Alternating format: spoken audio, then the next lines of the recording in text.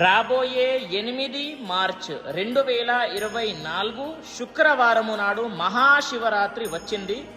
కాబట్టి చాలామందికి ధర్మ సందేహము ఉంటుంది. ఆ రోజున ఉపవాసం ఎలా చేయాలి, మరియు ఏది తినాలి ఏది తినకూడదు, శివునికి అభిషేకము ఎప్పుడు చేయాలి, ఇంకొకటి గుడిలో ఇచ్చినటువంటి ప్రసాదము స్వీకరించాలా వద్దా అనేది కూడా చాలామందికి ధర్మ సందేహము ఉంటుంది. చూడండి, మీరు ఉపవాసం ఎలా చేయాలి అని అంటే పాలు త్రాగండి, ఫ్రూట్స్ అనగా పండ్లు తినండి, ఏమీ తప్పు లేదు. తరువాత గుడిలో ఇచ్చినటువంటి ప్రసాదము కూడా స్వీకరించవచ్చు, తప్పు ఏమీ లేదు. అది గుర్తుపెట్టుకోండి. ప్రసాదం ఎప్పుడైనా సరే వద్దు అని అనకూడదు, అది గుర్తుపెట్టుకోండి. మరియు శివునికి అభిషేకము ఎప్పుడు చేయాలి అని అంటే లింగోద్భవ కాలములో రాత్రి 11:30 నుండి 1 గంట సమయం